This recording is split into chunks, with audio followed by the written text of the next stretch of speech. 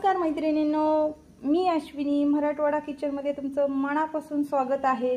आज मस्त आणि लुसलुशीत स्पॉन्जी असे आपण रव्याचे आप्पे बनवले आहेत। बनवायला अगदी सोपे आहेत, ना पीठ भिजवायचं ना आंबवायचं।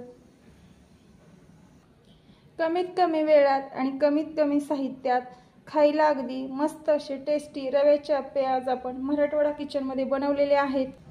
रेसिपी तशी बनवायला अगदी सोपी आहे आणि खायला तर त्यापेक्षाही टेस्टी आहे। रेसिपी शेवटपर्यंत पहा, म्हणजे तुमच्या लक्षात येईल की रव्याचे आप्पे इतके छान बनतात का। तर चला मग वेळ न घालवता आपण रेसिपीला सुरुवात करूया। अशाच नवनवीन चमचमीत गावरान पद्धतीच्या रेसिपीज पाहण्यासाठी मराठवाडा किचनला सबस्क्राइब करा, बेल आयकॉन प्रेस करा, म्हणजे तुम्हाला नवनवीन रेसिपीज पाहायला भेटेल। सगळ्यात अगोदर इथे आपल्याला आप्पे बनवण्यासाठी काय करायचं आहे, एक बाउल घ्यायचा आहे। आता त्यामध्ये आपण घेतलेला आहे 1 कप रवा। तुम्हाला कितपत म्हणजे आप्पे बनवायचे आहे त्यानुसार तुम्ही रवा घेऊ शकता। इथे मी मेजरमेंटच्या कपाने 1 कप रवा घेतलेला आहे। तुम्ही कशाचंही म्हणजे प्रमाण वाटीचं किंवा मग एखाद्या डिशचं सुद्धा घेऊ शकता। तर रवा कुठलाही म्हणजे घेतला तरी चालेल, जाडसर घेतला तरी चालेल, आप्पे छानच होतात। आणि तुम्ही म्हणजे बारीक रवा घेतला तरी चालेल। आता सगळ्यात अगोदर काय करायचं आहे, यामध्ये आपल्याला 1 कप रव्यासाठी अर्धा कप दही घालायचं आहे। दही टाकत असताना फ्रेश दही टाकून घ्या। आता यामध्ये मी अर्धा कप दही ॲड केलेला आहे। आता यामध्ये टाकून घ्यायचा आहे बारीक चिरून घेतलेला एक अर्धी वाटी कांदा। कांदा हा आप्प्यामध्ये टाकताना बारीकच म्हणजे चिरून घ्यायचा, म्हणजे व्यवस्थित आप्पे होतात। त्यामध्येच टाकायचा आहे बारीक चिरून घेतलेला टोमॅटो। आता यामध्ये टाकून घ्यायची आहे हिरवी मिरची। तर एक 5 ते 6 मी इथे हिरव्या मिरच्या ॲड केलेल्या आहेत। आता यामध्ये टाकून घ्यायची भरपूर अशी कोथिंबीर। आता यामध्ये टाकायचं आहे चवीनुसार मीठ। तर इथे मी एक छोटे 2 चमचे यामध्ये मीठ ॲड केलेलं आहे। यामध्येच टाकून घेतो पाव चमचा जिरं। इथे बघा यामध्ये जिरं टाकून घेतलेलं आहे। तुम्ही हिरव्या मिरच्याऐवजी इथे लाल तिखट वापरले तरी चालेल। तर आता सगळ्यात अगोदर आपल्याला हे मिक्स करून घ्यायचं आहे या पद्धतीने। तर इथे बघा आपण यामध्ये न सोडा न इनो काही सुद्धा घातलेलं नाही, पण जे यामध्ये फ्रेश असं दही वापरलेलं आहे त्यामुळे आप्पे मस्त असे फुगून टम्म फुगलेले आणि सॉफ्ट स्पंजी असे बनतात। तर व्यवस्थित आता हे मिक्स करून घेतलेलं आहे। आता यामध्ये काय करायचं आहे, ज्या कपाने आपण रवा वापरलेला म्हणजे घेतलेला आहे किंवा जे वाटीचं प्रमाण घेतलेलं आहे त्यानं अर्धा कप इथं पाणी वापरायचं आहे। तर पूर्ण पाणी एकदम न म्हणजे यामध्ये टाकता थोडं थोडंसं करत पाणी यामध्ये ॲड करायचं। कोणताही रव्याचा पदार्थ बनवत असताना रवा हा पाणी शोषून घेतो, त्यामुळे जरा थोडंसं जास्तीचंच पाणी लागतं। तर इथे पूर्ण एक अर्धा कप आपण यामध्ये पाणी ॲड केलेलं आहे, तुम्ही पाहू शकताय। तर 1 कप रव्यासाठी अर्धा कप पाणी हे अगदी परफेक्ट याचं प्रमाण आहे। मग तुम्ही वाटीनं रवा घेतला तर त्यासाठी अर्धी वाटी रवा म्हणजे अर्धी वाटी पाणी अर्धी वाटी रव्यासाठी वापरा। आणि थोडंसं तुम्हाला दाटसर किंवा पातळसर झालं तर रवा ॲड करा, आणि दाटसर झालं तर थोडंसं पाणी ॲड करा। नवीन असाल माझ्या चॅनलला तुम्ही आणखीन सबस्क्राइब केलं नसेल तर सगळ्यात अगोदर सबस्क्राइब करा, बेल आयकॉन दाबा, म्हणजे मी टाकलेल्या नवनवीन रेसिपीचे नोटिफिकेशन तुम्हाला मिळेल आणि माझे सगळ्यात अगोदर छान छान व्हिडिओज आपल्या मराठवाडा किचनच्या तुम्हाला पाहायला भेटतील। तर एक 5 मिनिट आता आपण व्यवस्थित हे सेट होण्यासाठी ठेवणार आहोत। तर पीठ आपलं व्यवस्थित सेट होत आहे तोपर्यंत आपण त्यासोबत खाण्यासाठी लागणाऱ्या चटणीची तयारी करणार आहोत। त्यासाठी इथं मी म्हणजे खोबऱ्याचे काप घेतलेले आहेत अर्धी वाटी, त्यामध्येच टाकून घेणार आहोत एक 10-12 हिरव्या मिरच्या। तुमच्या आवडीनुसार तुम्ही हिरव्या मिरच्या ॲड करू शकता। यामध्येच टाकून घेतलेला आहे भरपूर असा स्वच्छ धुवून घेतलेला कढीपत्ता। चटपटीत पदार्थामध्ये थोडंसं कोथिंबीरीचं आणि कढीपत्त्याचं प्रमाण जास्तीचंच ठेवायचं, म्हणजे तो पदार्थ आणखीन चटपट बनतो। तर आता यामध्ये भरपूर अशी कोथिंबीर आपण टाकून घेतलेली आहे। यामध्येच टाकून घेतो पाव चमचा जिरं। जिरं घातल्यामुळे चटण्या अतिशय खायला छान लागतात।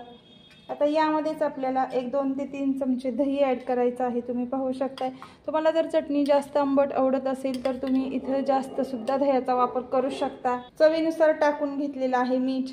यामध्येच टाकून घेतलेली आहे 1 चमचा साखर। तुम्हाला जर गोड आंबट चटणी आवडत असेल तर साखर घाला, नाही घातली तरी चालेल। आता व्यवस्थित आपण हे मिक्सरला बारीक करून घेणार आहोत। तर या पद्धतीनं इथं आपली चटणी आपण बनवून घेतलेली आहे। तर इथं मी एक छोटा बाउल घेऊन आता त्यामध्ये ही काढून घेते। तर इथं आता आपल्या चटणीला आपल्याला तडका देण्यासाठी मी एक तडका पॅन ठेवलेला आहे। त्यामध्ये टाकून घेतलं पाव चमचा जिरं, पाव चमचा टाकून घेतलेली आहे मोहरी आणि त्यामध्ये टाकून घेतलेला आहे कढीपत्ता। तर हा तडका आता आपल्याला चटणीमध्ये देऊन घ्यायचा आहे। तर इथे बघा तडका आपल्या चटणीला देऊन झालेला आहे। छान अशी मस्त चटपटीत आपली आप्यांसोबत खाण्यासाठी चटणी तयार झालेली आहे, तुम्ही पाहू शकताय। तर आता इथे आपलं तोपर्यंत पीठ सुद्धा व्यवस्थित सेट झालेलं आहे। अगदी याला म्हणजे जास्त पाण्याची दाटसरपणा किंवा मग पातळही पीठ झालेलं नाही। आपण 1 वाटी रव्यासाठी म्हणजे अर्धी वाटी पाणी इथे वापरलेलं आहे। तर आता हे जे आपण आप्पे बनवून घेणार आहोत। आता इथे आपण आप्पे बनवण्यासाठी आप्पे पात्र ठेवलेलं आहे। आता त्यामध्ये आपण टाकून घेतलेलं आहे तेल टाकल्यामुळे काय होतं, आप्पे मस्त असे खुसखुशीत बनतात। खरपूस तेलामध्ये भाजल्यामुळे मस्त असे वाफरले जातात आणि जे आप्पे पात्राला चिटकून सुद्धा आप्पे बसत नाहीत। तर व्यवस्थित आपल्याला सगळ्या पात्रामध्ये हे तेल लावून घ्यायचं आहे। तर गॅसची फ्लेम ही मिडियमच ठेवायची आहे, म्हणजे त्यावरती मंद आचेवर व्यवस्थित आपले आप्पे छान असे फुगतात आणि खरपूस असे म्हणजे फ्राय सुद्धा होतात। आता यामध्ये हे तयार केलेलं बॅटर आपल्याला टाकून घ्यायचं आहे। इथे पाहू शकता खूप छान होतात, या पद्धतीने नक्की ट्राय करा। तर इथे बघा या पद्धतीने पूर्ण आता हे आपण मिश्रण यामध्ये टाकून घेतलेलं आहे। आता यावरती एक झाकणी ठेवून आपल्याला व्यवस्थित याला एक 5 मिनिट वाफ घ्यायची आहे मंद आचेवर। गॅसची फ्लेम ही मिडियमच ठेवा, हाय फ्लेमवरती आप्पे म्हणजे फ्राय करून घेऊ नका, कारण ते आतून कच्चे राहतात आणि वरून करपले जातात। तर इथे आता आपण 5 मिनिटांना पाहणार आहोत झालेले आहेत का आपले आप्पे। तर एका सुरीच्या किंवा मग चमच्याच्या कशाच्या पण सहाय्याने तुम्ही ही अलगदपणे काढू शकता, अजिबात खाली चिटकले जाऊ शकत नाही। तुम्ही पाहू शकताय किती मस्त असे इझिली म्हणजे निघतायत, अजिबात खाली चिटकले सुद्धा जात नाहीत आणि वरून पाहू शकताय किती खरपूस असे मस्त म्हणजे तयार झालेले आहेत फ्राय होऊन। तर इथे बघा पूर्ण आपले एक वरची साईड याची पूर्ण खरपूस अशी भाजून तयार झालेली आहे। आता खालची पण साईड आपण याच पद्धतीने एक 5 मिनिट झाकणी ठेवून व्यवस्थित खरपूस अशी भाजून घेणार आहोत। नक्की या पद्धतीने तुम्ही रव्याचे आप्पे ट्राय करून बघा, खूप छान मस्त खाण्यासाठी खुसखुशीत स्पॉन्जी बनतात। तर एक 5 मिनिटांना पाहतोय दोन्ही पण साईडनं मस्त असे खरपूस आपले आप्पे भाजून तयार झालेले आहेत। तर आता आपण एका डिशमध्ये काढून घेतोय। तर इथे तुम्ही पाहू शकताय तयार झालेले आप्पे आपण एका डिशमध्ये काढून घेतलेले आहेत आणि त्याचबरोबर घेतलेलं आहे सांबर आणि ती चटणीची रेसिपी तुम्हाला मी दाखवलेली आहे यामध्ये। आणि सांबर सुद्धा कसं बनवायचं ती या अगोदरच्या भरपूर व्हिडिओमध्ये मी तुम्हाला दाखवलेलं आहे। तुम्ही सांबर कसं बनवायचं ही रेसिपी आपल्या मराठवाडा किचनवरती जाऊन पाहू शकताय, मी लिंक त्याची दिलेली आहे।